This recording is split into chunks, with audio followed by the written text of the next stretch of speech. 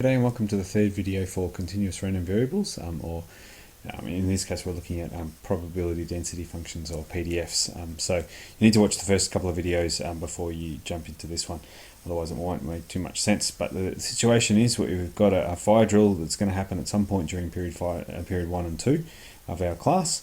And before I asked if the school would allow us to do the fire drill after the first hour.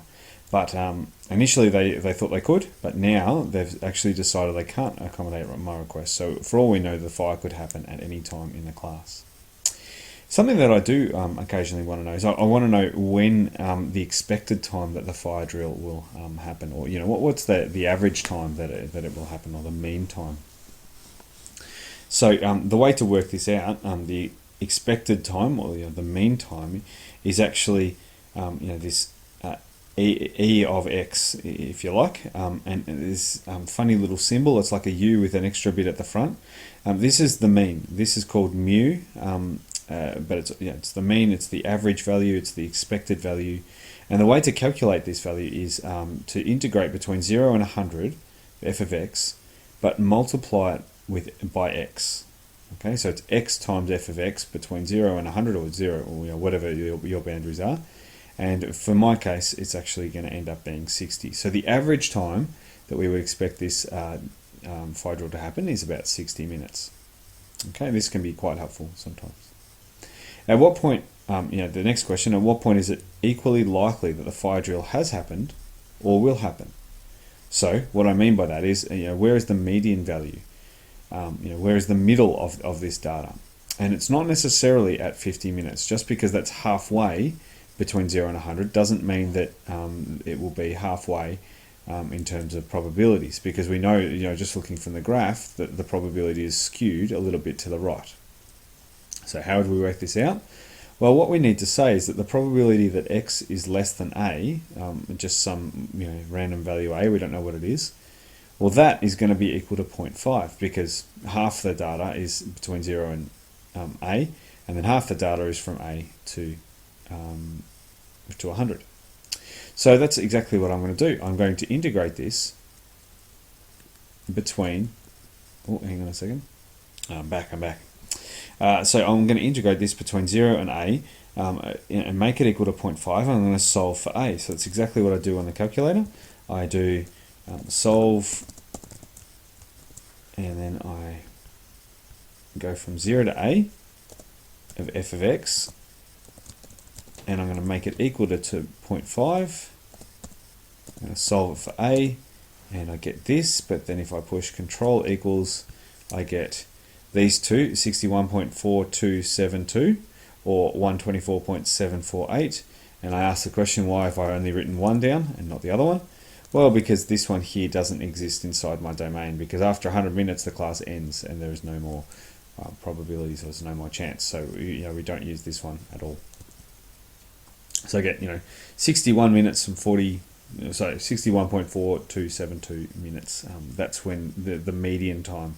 It's just as likely to happen before or after that event. Now the last, I don't know if this is the last question, but the next question is, when is the most likely time that the fire drill will occur? Well, this is actually called the mode. It can be calculated by finding the x value of the maximum turning point on the graph. If this is whether the likelihood of something occurring, obviously the highest likelihood will be at the maximum here. It doesn't have to be a maximum turning point. It could actually be the maximum of the graph overall. So you need to check that out and make sure that it's you're very careful with all of this. But the maximum value, the x value at that maximum, will give you the most likely time that the fire drill will occur. So we diff f of x, and we make it equal to 0 to get the stationary point. That will tell us there's a couple of stationary points, but the one that we want is actually at 200 on 3, which ends up being to 4 decimal places. I prefer to probably leave it like that, but the question said 4 decimal places, 66.66667 as a way of getting 4 decimal places. Now the last couple of things that we need to know is about the spread of the data.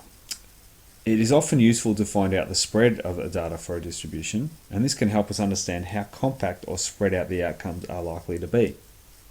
So, you know, when students ask me, you know, for like their test scores, and, you know, I say, all right, okay, you got an 83, that doesn't really help them. You know, 83%. I mean, that's kind of helpful. It means that you got 83 questions right out of 100 questions. You know, that kind of is a little bit helpful.